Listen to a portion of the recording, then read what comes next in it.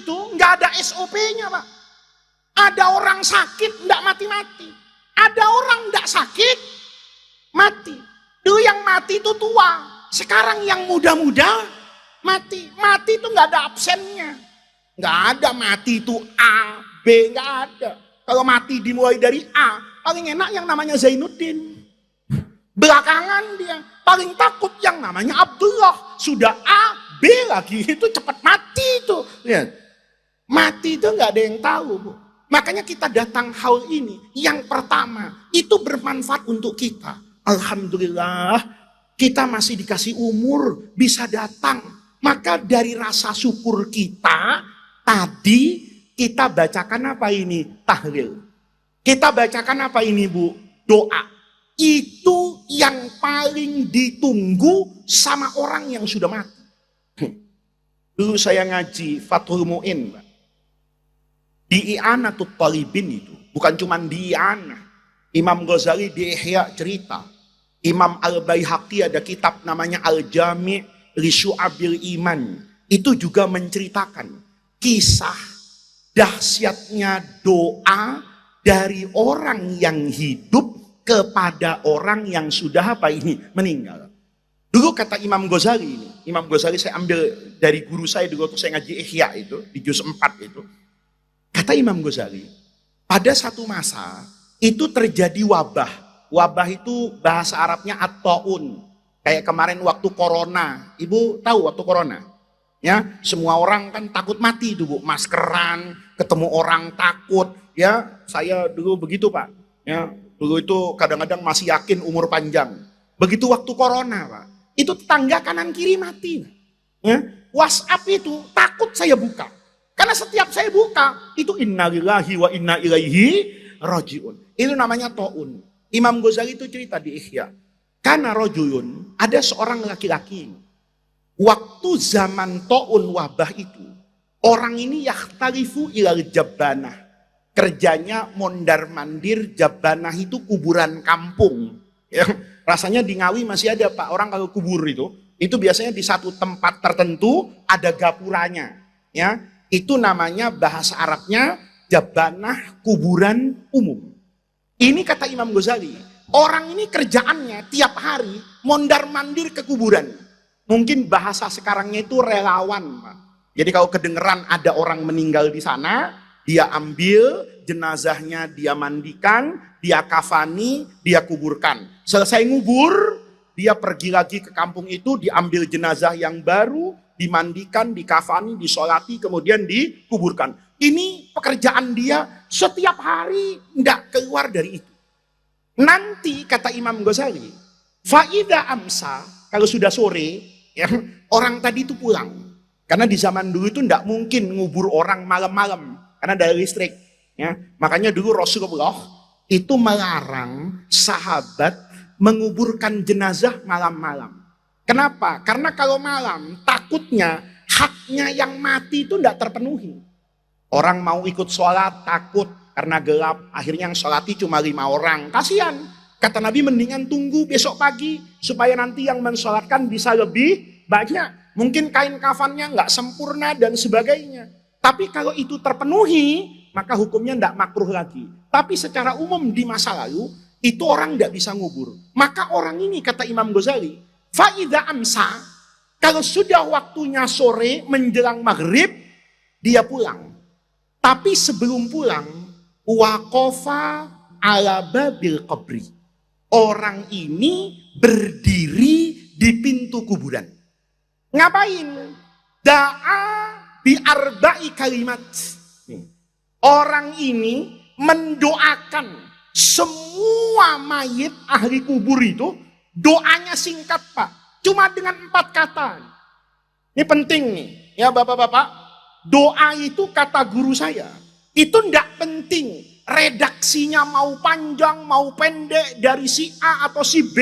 Yang penting doa itu keluar dari hati yang tulus. Wusul kepada Allah Subhanahu wa ta'ala. Maka orang ini kalau sudah maghrib. Itu berdiri depan pintu kuburan. Apa yang dia baca? Kalau sudah waqafa ala babil qabri, orang itu baca doa cuma 4 tuh. Tidak pakai Allahumma panjang-panjang. Kata dia, rahimallahu hurbatakum wa anasa wahsatakum wa qabila wa tajawaza an sayiatikum wa qabila hasanatikum. Cuman 4. Kata orang tadi, rahimallahu hurbatakum. Semoga rahmat Allah selalu menyertai kalian hurbatakum dalam keterasingan hidup. Kan baru pindah dari rumah dunia ke rumah akhirat, dari alam dunia ke alam barzah. Maka dia akan terasa apa ini? Asing. Maka kata orang tadi, ya Allah, rahmati jenazah ini hurbatahum dalam keterasingannya. Wa ana sawahsatakum. Semoga engkau ya Allah membentengi orang ini, menyayangi orang ini, wahsyatahum dari wahsyatal qabri, dahsyatnya alam kubur. Wa tajawaza an sayiatikum, semoga Allah ampuni dosa kalian, wa qabila hasanatikum, dan menerima kebaikan kalian. Cuma 4 kata, Pak. Kalau sudah 4 kata, orang ini pulang. Begitu dikerjakan berhari-hari, hingga satu hari orang ini nguburnya terlalu banyak. Biasanya maghrib selesai, hari itu dia baru selesai ngubur tuh jam 10 malam. Karena jam 10 malam baru selesai, maka orang tadi itu langsung pulang. Begitu jenazah yang terakhir dia kuburkan, biasanya dia berdiri di pintu kuburan untuk berdoa, ini langsung lari ke rumahnya. Karena sudah takut gelap, malam betul.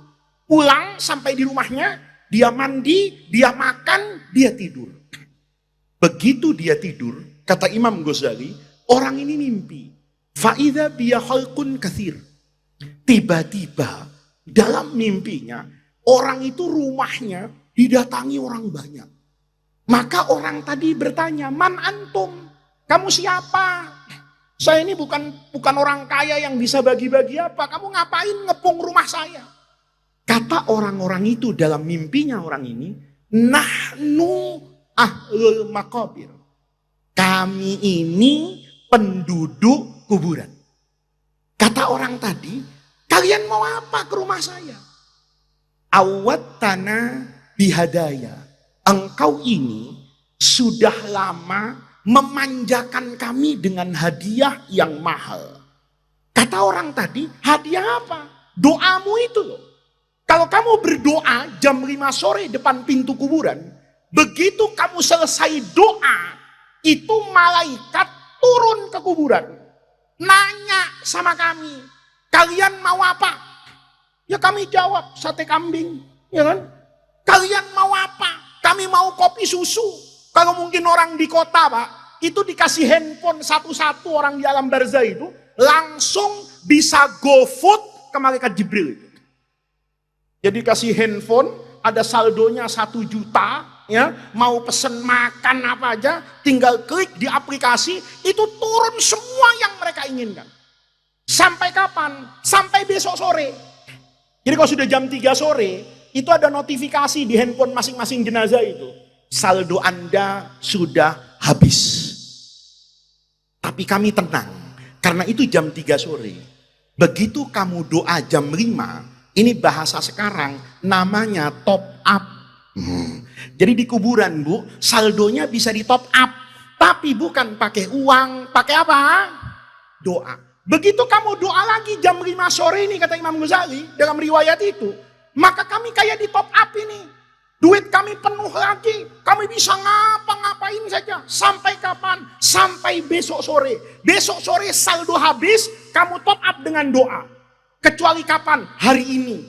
Tadi jam 3, saldo habis. Padahal kami sudah rencana mau beli ayam panggang malam-malam di kuburan. Ya, kami mau minum es cendol di sana. Sampai jam 5 notifikasi tidak ada. Kami pikir ada gangguan sinyal. Ya, kan sinyal jangankan di kuburan. Di daerah aja kan ada, kadang-kadang sinyal itu hilang. Makanya Pancasila itu harus ditambah, Pak. Bukan cuma keadilan sosial bagi seluruh rakyat Indonesia, tapi juga perlu keadilan sinyal bagi seluruh rakyat Indonesia. Karena kalau di daerah sinyalnya suka hilang. Kata orang tadi, jangan-jangan sinyal handphone saya, jangan-jangan kuota internet saya. Nanya dia, kata enggak, internetmu masih cukup, pulsamu masih banyak. Kenapa? Memang gak ada yang top up. Ternyata kamu tadi sore itu tidak mendoakan kami, maka kami kejar ke sini. Karena kau sudah selalu memanjakan kami dengan hadiah. Bu, mau ngopi nggak di kuburan? Bu, mau makan martabak nggak di kuburan? Kalau mau, suruh anaknya, suruh cucunya masuk pesantren agar ngerti bagaimana nanti mendoakan orang yang sudah meninggal. Bukan cuma itu. Guru saya dulu cerita, Bu. Manusia di alam barzah itu ada yang kelakuannya kayak pengemis. Ibu tahu pengemis nggak, Bu? Yang suka minta-minta itu. Di Jakarta itu kalau pengemis, kalau ndak hari Jumat tuh nggak ada di masjid. Saya sholat duhur hari Senin, ndak ada pengemis. Hari Selasa pengemis nggak ada. Tapi kalau hari Jumat itu pengemisnya banyak. Nanti kata guru saya, orang itu di alam barzah, di alam kubur, itu ada yang kelakuannya kayak pengemis. Gimana kelakuan kayak pengemis? Kalau Jumat pagi, ini arwah-arwah yang ada di kuburan, itu banyak yang lari datang ke masjid, Bu. Jadi sekuburan ini ada arwah, kalau Jumat pagi, itu pergi semua ke masjid. Kecuali satu orang, yang satu ini tidak ikut. Ditanya sama orang lain, kamu tidak ikut ke masjid? Sorry ya, beda level. Beda makom kita. Kamu itu kan arwah du'afa, ya, mustad'afin, fuqara wal masakin, ya. Kamu mau ngemis doa kan? Lihat nih, orang-orang itu di kuburan semuanya lari, yang satu enggak ikut ke masjid, dia ngopi, mungkin ngerokok samsu, ya samsu kuburan, ya kan, enggak tahu apinya dari mana, pokoknya ada lah, ya kan, ngerokok, wah enak, sarapan roti pagi-pagi. Kata temennya, kamu enggak ikut ke masjid? Enggak lah. Untuk apa? Beda nasib kita. Mereka ini, Bu, kenapa ke masjid? Karena enggak pernah dapat kiriman doa dari anaknya, dari cucunya, dari orang-orang yang hidup, mereka enggak pernah dapat. Begitu hari Jumat, kan ada doa, Pak. Doa biasanya yang membangunkan suami ibu dari tidur panjangnya di Jumatan. Saya enggak tahu kenapa se-Indonesia itu sama, Pak. Saya sekarang tuh udah berhenti jadi khotib Jumat, enggak mau saya khotib Jumat. Kenapa? Sakit hati. Khotib Jumat itu kalau mulai innal hamdalillah, itu laki-laki semua di masjid khusyuk, Pak. Kepalanya nunduk. Itu aneh. Sebelum Jumat tuh nggak ngantuk, tapi begitu Jumatan ngantuk. Anehnya nanti nih, kalau imamnya sudah Allahumma ghfir, itu kepalanya otomatis bangun, Pak. Ngantuknya itu mendadak hilang. Ya, makanya saya enggak mau khutbah Jumat apa, dimulai dengan tidur dan diakhiri cuman bangunin orang tidur. Nah, ini kan ada doa, Bu, Jumatan. Apa doanya imam itu? Khotib itu. Allahumma ghfir lil muslimina wal muslimat wal mu'minina wal mu'minat al ahya'i minhum wal amwat. Kata orang-orang yang enggak pernah dapat doa, alhamdulillah, akhirnya saya dapat doa. Sementara yang tadi tidak ikut, kata dia, untuk apa saya ngemis doa di masjid? Setiap sholat 5 waktu, anak saya, cucu saya, murid saya, tetangga saya, orang-orang yang pernah hidup dengan saya dalam kebaikan selalu mendoakan saya. Maka saya Jumatan tidak perlu mengemis doa. Jadi ibu-ibu, kalau mau awet miskin dunia akhirat, bahaya, Bu. Di dunia miskin, di akhirat miskin. Di dunia miskin tidak apa-apa, tapi jangan sampai di akhirat miskin. Maka doa tadi itu, Pak, itu doa yang sangat ditunggu oleh orang yang sudah wafat. Itu doa-doa bisa membuat terangnya kuburan, bisa memudahkan jalan orang untuk masuk ke dalam rahmat Allah. Maka kita datang ke acara seperti itu, kita doakan para almarhum agar nanti kalau kita mati, datang waktunya masuk ke liang kubur, maka akan ada orang yang mendoakan kita sebagaimana dahulu ketika kita masih hidup, kita doakan mereka. Makanya Bu, doa itu yang paling penting. Dan doa itu seperti saya katakan kepada Bapak Ibu tadi, ini yang terakhir yang ingin saya sampaikan. Doa itu kata guru saya, itu yang penting lahir dari hati yang tulus berkomunikasi kepada Allah. Walaupun redaksinya tidak bagus, walaupun susunan katanya tidak indah, tapi kalau lahir dari perasaan hati yang tulus, itu doanya didengar, Bu. Dulu saya pernah ngaji, Pak. Ada kitab karangannya Imam Ibnu Hajar Al-Haythami itu. Namanya Al-Jauharul Munazzam fi ziyarati qabrin nabiyil mu'azzam. Ini tata cara ziarah ke makam Rasulullah. Mudah-mudahan nanti Allah kasih kita kesempatan Bapak Ibu semua untuk berziarah kepada Rasulullah Shallallahu Alaihi Wasallam. Ini Imam Ibnu Hajar cerita, Bu. Ada orang doa di depan makamnya Rasulullah. Doanya ini keluar dari kepantasan dan tata krama dalam doa. Tapi karena lahir dari hati yang bersih, doanya diterima sama Allah. Ini orang di depan makam Nabi, ini ngomong, Pak. Kalau ibu kan baca sholawat, macam-macam. Orang ini enggak. Depan makam Nabi itu ngomong, Allahumma ya Allah, inna hadza habibuka. Yang di makam ini Rasulullah itu habibuka, kekasihmu. Wa ana yang berziarah di depan makam ini abduka, hambamu. Wa bainana, di antara kekasihmu Rasulullah dan saya hambamu itu ada syaiton, ada setan. Siapa? Aduwuka, musuhmu. Nih. Ini kan cuma ngomong sama Allah. Allah yang di kuburan kekasihmu, yang di depan kuburan hambamu. Di antara kekasih dan hambamu ada yang ketiga namanya setan. Siapa setan ini? Musuhmu. Jadi seolah-olah ngomong sama Allah, ini kekasih, ini hamba, ini musuh. Lihat. Fa'in ghafartali. Kalau engkau ampuni dosa saya, maka fariha habibuka. Rasulullah itu senang. Kenapa Rasulullah senang? Karena kalau saya diampuni dosanya, maka saya masuk ke dalam surga. Kalau saya masuk ke dalam surga, maka nanti di surga umatnya Rasulullah jadi paling banyak. Ini kan kayak koalisi partai di DPR, Pak.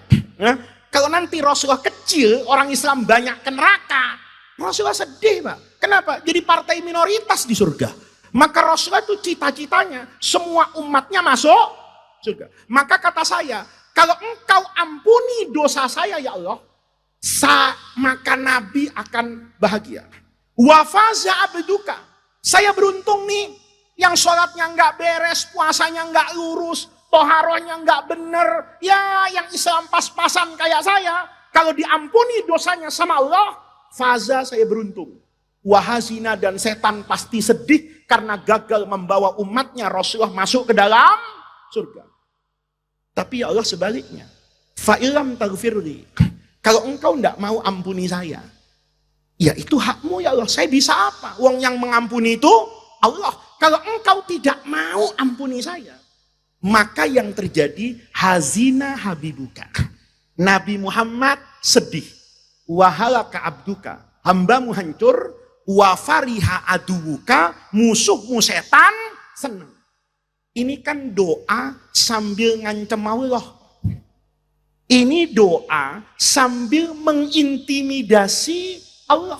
Kan doa tadi seakan-akan bilang gini, Allah mau yang seneng Nabi apa setan? Allah maunya setan yang nangis apa Nabi Muhammad yang nangis?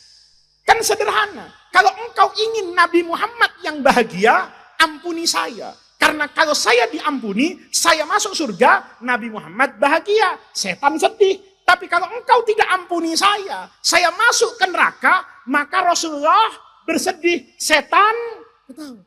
Ini kan doa sambil ngancam Nabi. Anehnya, fansarafa dzakar rajul. Orang itu pergi, Pak, dari depan makam Nabi. Apa yang terjadi?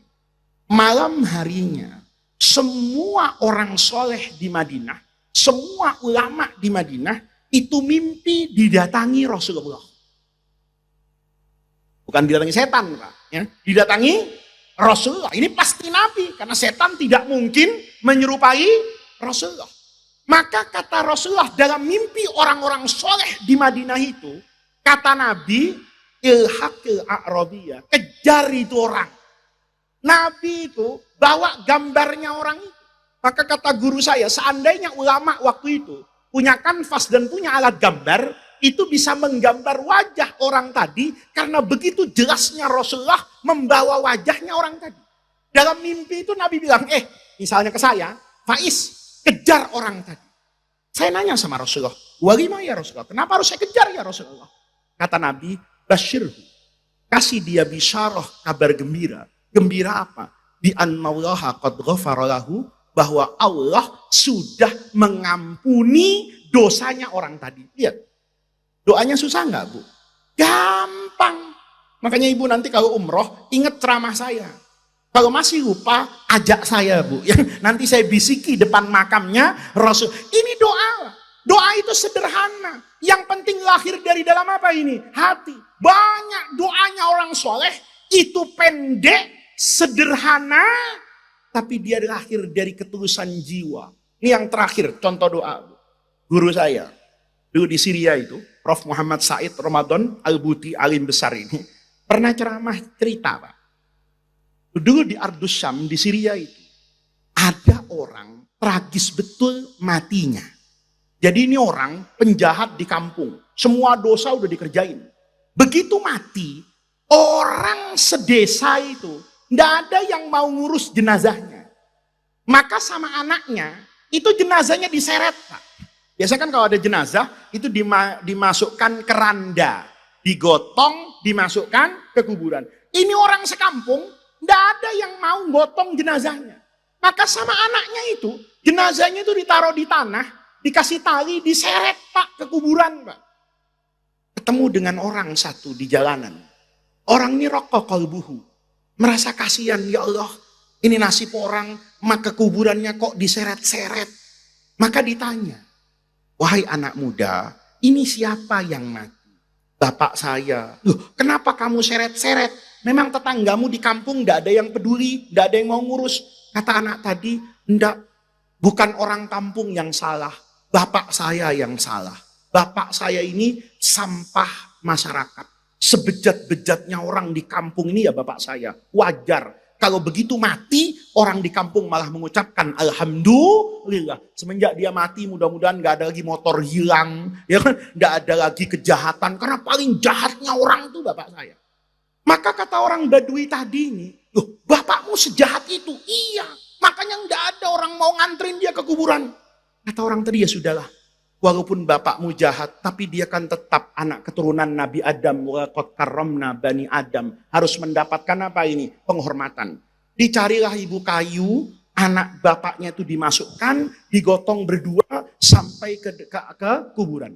Begitu sampai di kuburan, kata orang tadi, biarkan saya yang masuk ke kuburan. Kamu yang di atas, saya yang nampani. Ya kan dia gotong dari atas tanah, yang masuk ke situ dia yang nampani. Ini penting, Bu. Jadi ibu tuh bukan yang nganterin ke kuburan yang penting. Yang penting yang naruh di kuburan itu. Kenapa? Itu ada doanya. Doanya diajarin sama Rasulullah sebetulnya. Kalau naruh jenazah nih, orang mati, begitu taruh di tanah, ya, maka diminta untuk berdoa kata Nabi. Di Bulughul Maram itu Rasulullah mengajarkan doanya. Bismillahi wado'naka wa ala millati rasulillahi salamnaka. Ini doa yang diajarin Rasulullah. Badui ini tidak ngaji di pesantren. Jadi tidak tahu doa itu. Entah dia berdoa apa. Pokoknya dia taruh orang itu di kuburan. Dikubur, diuruk, naik ke atas. Ya sudah dek, sudah selesai bapakmu dikubur. Kita berpisah. Oh iya Pak, matur suwun, terima kasih. Berpisah. Anaknya pulang. Begitu anaknya pulang, anaknya ini kan kepikiran sama bapaknya. Ya Allah, bapak saya sholat enggak, puasa enggak. Nah, kayak apa sekarang di kuburan nih? Malamnya anaknya mimpi, Pak. Bapaknya ini yang sampah masyarakat orang bejat ini, dalam mimpinya itu di kuburan naik Yamaha NMAX, Pak. Bayangin, Kalau naik sepeda pancal mungkin gak enak. Naik Yamaha NMAX. Yamaha NMAX baru 50 juta itu. Bajunya bagus, sarungnya bagus. Maka anak tadi ngomong sama bapaknya. Ma fa'alallahu bika ya Mbak. Ya abadi. Pak, apa yang Allah lakukan kepada bapak di kuburan? Bayangan anak ini, mungkin bapaknya direbus sama malaikat. Mungkin bapaknya dihantemi sama malaikat. Lah ini kok bapak ganteng betul, bersih. Naik Yamaha NMAX. Kata bapaknya, fa'alallahu bihi khairan. Allah tuh baik banget sama saya. Karena ngomong kayak gini, kebangun anak tadi. Aduh, ini bunga tidur. Kebanyakan mikirin bapak di kuburan, akhirnya mimpiin bapak. Dia tidur lagi. Nggak percaya dia. Besok malamnya, mimpi lagi. Bapaknya datang, Bu. Pakai jas, pakai sarung, naik Innova. Masya Allah. Kemarin Yamaha NMAX, sekarang Innova. Pak, apa yang Allah berikan kepada bapak? Khairan insya Allah. Bagus. Dia bangun lagi. Aduh, masih kepikiran aja sama bapak. Hari ketiga, dia udah gak niat mimpi. Sudahlah bapak, saya ikhlaskan diapain. Tidur, mimpi. Sekarang bukan naik Innova lagi. Bapaknya naik Alphard, Pak. Ya, bapaknya naik Alphard rapi, bagus, wangi. Pak, mafa'allahu bika. Khairan. Allah kasih kebaikan kepada saya. Di situ sempat dia nanya, kok bisa? Bapak yang gak punya amal soleh, kok bisa-bisanya dapat makom mahmuda di sisi Allah ini gimana Pak? Bapaknya jawab, bidu'a idza kal a'rabi. Karena doanya Badui yang meletakkan saya di kuburan. Dia terbangun. Begitu terbangun, kata guru saya ini, orang tadi terobsesi untuk mencari Badui yang nemenin dia di kubur nih. Baduinya udah sampai Semarang, Pak. Dicari-cari ketemu di Pekalongan. Ya, misalnya yang mati di Ngawi, ketemu di Pekalongan. Dicari-cari. Begitu ketemu, kata anak muda, Bapak berhenti dulu Pak. Ada apa? Kan kamu yang nyeret-nyeret bapakmu. Oh iya, bapak yang masukkan ke liang kubur kan? Iya. Ada apa nak? Saya mau tanya Pak. Bapak waktu ngeletakkan bapak saya di kuburan, bapak doa enggak? Oh saya doakan. Apa doanya? Lihat. Doanya enggak ada di Sahih Bukhari. Doanya enggak ada di kitab Al-Adhkar Imam Nawawi. Doanya enggak ada di doa-doa kiai pesantren. Doa itu lahir dari kebersihan hatinya orang Badui yang kasihan kepada saudaranya sesama muslim. Kata Badui tadi, saya memang doa sama bapakmu. Apa Pak yang bapak baca? Badui ini ngomong gini, kamu kan cerita, kalau bapakmu tuh sebejat-bejatnya orang, iya bapakmu. Iya, karena saya tahu bapakmu ini orang jahat, saya tuh kasihan. Kayak apa begitu dia masuk ke liang kubur, mungkin mungkar wanakir sudah siap bawa pecutan itu, mungkin bawa linggis itu untuk ngantemin bapak. Saya terbayang kayak apa penderitaan bapakmu itu nanti di alam barzah. Maka karena saya terbayang dengan bapakmu dan saya merasa kasihan kepada bapakmu, begitu saya letakkan jenazah bapakmu, saya ngomong sama Allah. Dalam doa saya ngomong begini, Allahumma ya Allah, ana abdukal fakir. Saya ini semiskin-miskinnya orang di dunia. Saya di dunia itu enggak punya uang. Saya di dunia itu enggak punya beras. Saya enggak punya apa-apa. Tetapi ya Allah, semiskin-miskinnya saya, idza ma ja'ani dhaifun, kalau saya kedatangan tamu, saya ini orang miskin, kata Badui tadi. Tapi kalau ada tamu datang ke rumah saya, kalau saya enggak punya uang, enggak punya beras, enggak punya apa-apa, saya akan berhutang kepada tetangga demi menghormati tamu saya. Saya ini semiskin-miskinnya, kalau ada tamu, saya hormati. Ya Allah, jenazah ini tamumu.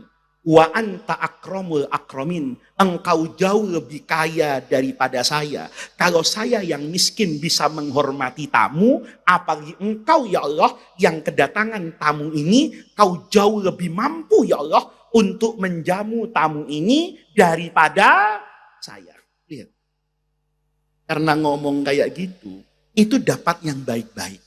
Ibu, jangan sembarangan nanti. Oh, cara masuk surga begitu ya. Terus nulis pakai kertas. Nah, nanti kalau ibu mati, ngaji, kamu ngomong ya yang kayak Faiz ngaji di Ngawi itu. Ya Allah, saya ini hambamu yang miskin, tapi semiskin-miskin saya. Lihat Ibu, lisannya sama, redaksinya sama, tapi hatinya berbeda, hasilnya beda. Coba, Ibu kan pengalaman kan? Diajak istighosah dukung orang, ya kan? Mudah-mudahan beliau jadi bupati, istighosah selapangan. Doanya nggak mustajab, Bu. Calonnya kalah. Kenapa? Karena Ibu waktu doa yang diingat bukan Allah, tapi isi amplop berapa tadi dari tim sukses ya. Biar doanya diijazahkan oleh siapapun, kalau hatinya tidak usul kepada Allah, tidak dapat. Tapi orang tadi doanya sederhana, tapi usul kepada Allah, maka doanya diterima oleh Allah Subhanahu wa ta'ala. Maka pengajian malam hari ini yang harus diingat bahwa tradisi haul ini adalah ajaran luhur dari orang tua kita, tradisi baik dari orang tua kita yang dilandasi oleh ajaran Islam yang mengajarkan kita untuk ingat dengan kematian, yang mengajarkan kita untuk mendoakan orang yang sudah meninggal, mengajarkan kepada kita untuk mulai berpikir sekarang al-maghfur lahu, ya baik ini Kiai Abdul Qohar maupun Kiai Arba'i, itu didoakan oleh orang sebanyak ini. Pertanyaannya, kalau nanti kita mati, apakah akan ada orang sebanyak ini mendoakan kita? Apakah anak kita, cucu kita, sudah 23 tahun beliau wafat, tapi masih diingat sampai hari ini? Itu perlu kita jadikan renungan, sehingga setelah pengajian ini, jangan lupa, semua yang punya anak, semua yang punya cucu, semua yang punya kenalan, ajak dan dorong untuk mereka belajar dan mengaji di pesantren. Kelak kalau kita masuk ke alam kubur, maka anak dan keturunan kita selalu ingat dengan kita, agar kita di alam kubur mendapatkan luasnya rahmat Allah, karena kita menanam kebaikan dengan mendidik anak keturunan kita untuk mengenal syariat Allah. Saat kita menanam anak-anak itu di pondok pesantren, nanti kita masuk ke liang kubur, itu waktunya kita memanen dari apa yang kita tanam. Yang terakhir itu adalah pentingnya doa. Doa itu adalah senjata bagi setiap muslim. Kunci doa itu, kata guru saya, lahir dari kebersihan hati, lahir dari ketulusan hati. Kalau ini menyatu dalam jiwa dan raga kita, mulut dan hati kita, pikiran dan ucapan kita, maka doa itu lebih besar kemungkinannya untuk diterima oleh Allah Subhanahu wa ta'ala.